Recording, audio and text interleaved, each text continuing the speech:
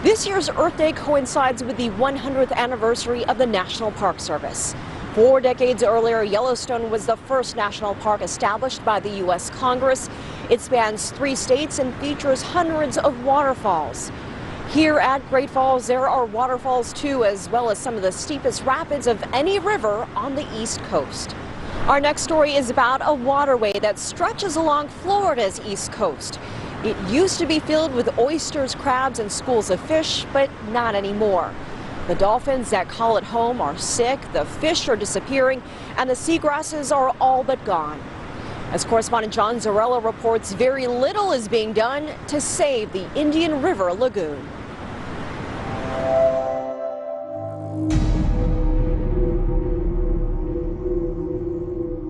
Now, if you look over the side right now, we've just come off of the hump, off of that bar. There's still absolutely no grass. The Indian River Lagoon stretches out like a sun-drenched snake for more than 150 miles, covering 40% of Florida's East Coast. Yeah, he just popped his nose up. Oh, is that him? Yeah, right there. He just popped his nose up right there in front of us. Look at A him. mother manatee and her baby pop up to check us out. Yeah, loaded with pelicans. They're just everywhere. They like it here.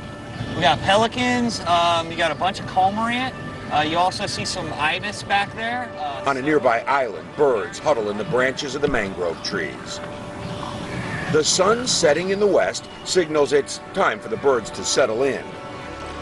But the lagoon's outward beauty tells only part of the story.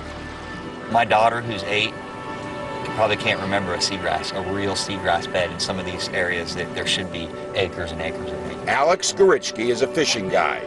He's lived on these waters all his life. What he sees out here now is far different from when he was a boy. Where we lost in the Banana River, which is the part of the lagoon we're in at this moment in time, up to 85 and 90% of the seagrass coverage. Gone. And months. Gone. Disappeared. Dead, floated up on the shoreline, stinking to rot. Not to return in many of the places even to this day. Much of the lagoon's once lush bottom is now just sand. Fish are vanishing, and as they go, the birds that feed on them will move on too. And these guys need fish to live. These are all fish-feeding birds. Every one of these birds feeds on what this lagoon provides. And lack of grass, lack of fish affects every animal. Goritsky sees this once flourishing ecosystem now on life support. He's not alone. Brian, would you say the Indian River Lagoon is dying? I would. Yeah, I would say on a scale of 1 to 10, a 10. Brian Lapointe is a research scientist at Florida Atlantic University's Harbor Branch Oceanographic Institute. Yeah, no, this has been described as a train wreck, the Indian River Lagoon. Okay, let's go. Let's do this. Out on the water, Lapointe and fellow researcher Lauren Herron look for the signs of what ails the lagoon. You may recognize this. You see it sometimes around boat ramps. Yeah. Oh, yeah. Yeah. It doesn't take long to spot green algae covering rocks and seawalls. So when you see the green algae, what is that a warning sign of? Yeah, the green algae is an indicator of a higher level of nutrient pollution. The lagoon is, Lapointe says, being attacked on all fronts. The population has exploded. Homes, one after another, line the shore and canals. With them comes pesticide and fertilizer runoff. And more than 100,000 homes sitting in the watershed that drains into the lagoon are not on sewer systems, but on septic tanks. No one knows how many are leaching waste into the groundwater. These are all septic tanks. This is all septic tanks here. Yeah. All of these ingredients, Lapointe says, contribute to pouring damaging nitrogen and phosphorus into the estuary, slowly killing them. So it's really the human condition. It's who wouldn't want to live in this place that's caused the problem. Yes. Yeah. The environment has attracted the people here. Who would not want to live here on the Indian River Lagoon? Periodically, Lapointe and Herron put on their fins and masks to check for changes, good or bad, beneath the surface. What they have found over the years is usually not good. more and more sand and seagrass-killing algae fueled by the nitrogen and phosphorus. Oh yeah, look at this. And the seagrass that's on the bottom is just covered in this stuff. Yes, yes. Back in the Harbor Branch Laboratory, researchers study the algae and seaweed and grasses Lapointe and Heron bring in.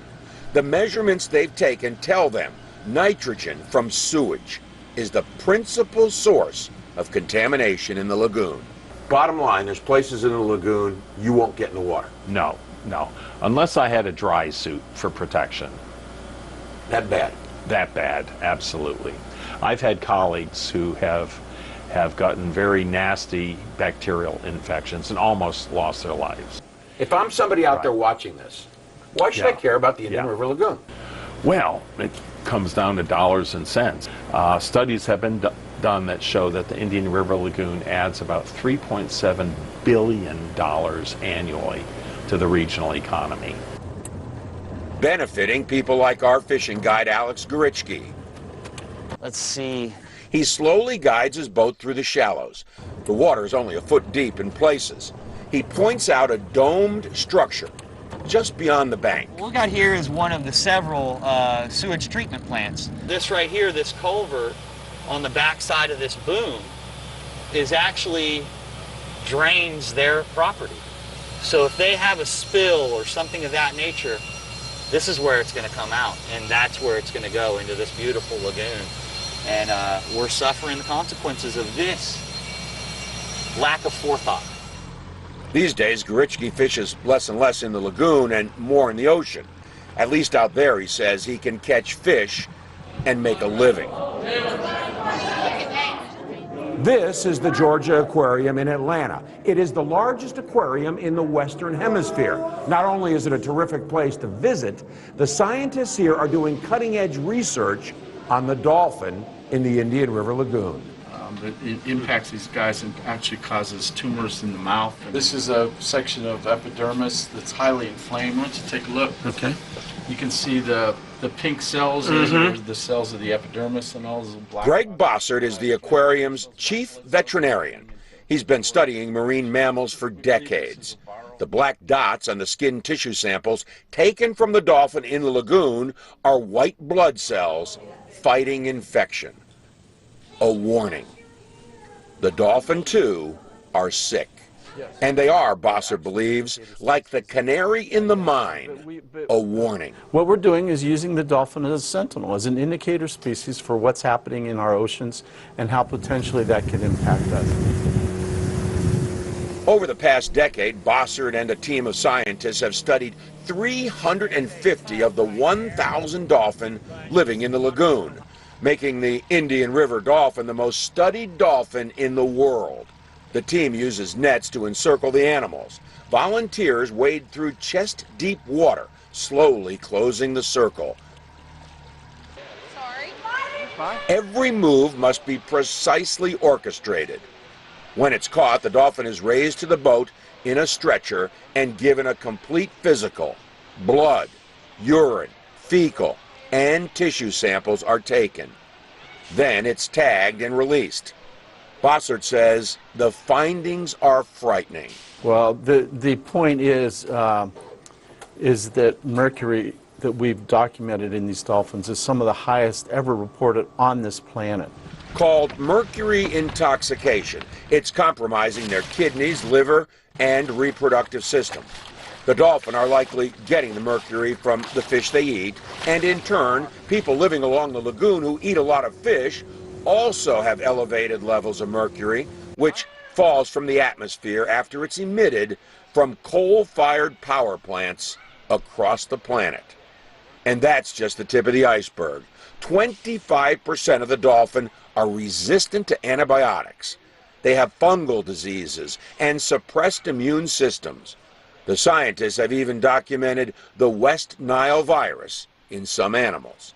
Do you see what's happening with the Indian River Lagoon dolphin as a microcosm of what may be happening worldwide in the oceans? My concern is I think this is, while we're looking at the Indian River, a good database, I think this is happening in a global fashion. This isn't just the Indian River. This is just a reflection of what's happening on this planet. Right now, scientists have more questions than answers. Are the dolphins sick because the lagoon is sick? What has brought the lagoon to its state of near collapse? Is it one thing or many? Once you know what's wrong, then and only then can you answer the most important question. Can the lagoon be made whole again? There is a big fear, though, that it might not come back. There might not be a better lagoon anymore. There might not be this was what it was like in the old days ever again. And that's a scary prospect. As the birds fly off from the mangrove island, you wonder, will they be back? Or do they sense what Alex Gorichki does, that it may simply be too late? This spring, an algae bloom known as a brown tide covered the northern end of the Indian River Lagoon. Scientists say the yellow-brown water shows that efforts to save the waterway aren't working.